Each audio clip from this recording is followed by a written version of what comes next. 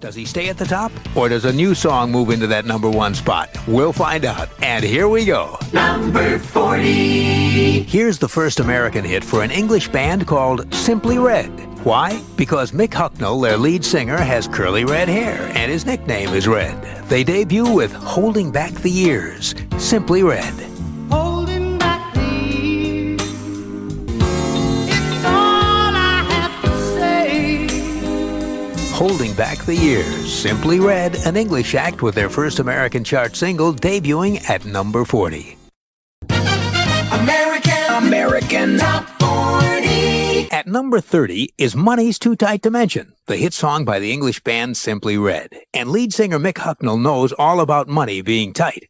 Mick says what he remembers most about signing his contract was it immediately doubled his salary from the English equivalent of about $40 a week to $80. Mick says he lived on unemployment for 4 years. Quote, "You get used to not having things. After 4 years, you just don't notice that you haven't bought anything nice in a while." End of quote. Well, now Mick can buy a few nice things for himself. His band's first hit song, Holding Back the Years, went all the way to number 1.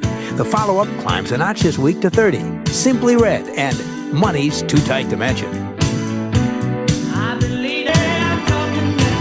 Simply Red. They're out of England, and we have 12 English acts in our countdown this week. They're at number 30, moving up a notch with Money's Too Tight to Mention. Casey's Top 40. Well, now we're up to the new number 1 song in the land. It's a remake of an R&B classic, done this time around by a group led by a red-headed Englishman, a singer who bought his first record, a Diana Ross single, when he was 12 years old. Mick Hucknall grew up in the industrial town of Manchester, England, and he says his earliest musical influences were American, the sounds coming out of Detroit and Memphis. And Mick told us that he well remembers the very first single he ever bought, a Diana of England called, believe it or not, Doobie Doodin' Doobie Doobin' Doobie Doobin' Doobie. In the years that followed, Mick listened to hundreds of American R&B hits, and when he finally formed a group and landed a recording contract of his own, his first single, a top 10 smash called Holding Back the Years, was praised for its smooth rhythm and blues sound. Next, Mick's group was asked to open for James Brown, and later he got to write 2 songs with legendary Motown songwriter Lamont Dozier. But perhaps best of all, Mick was asked by Diana Ross if he could find the time to please write for her. Well, he did, and the result was a song called Shine that Diana sang on her 1987 album Red Hot Rhythm and Blues. And now, all that time studying R&B has taken him to the top of the chart.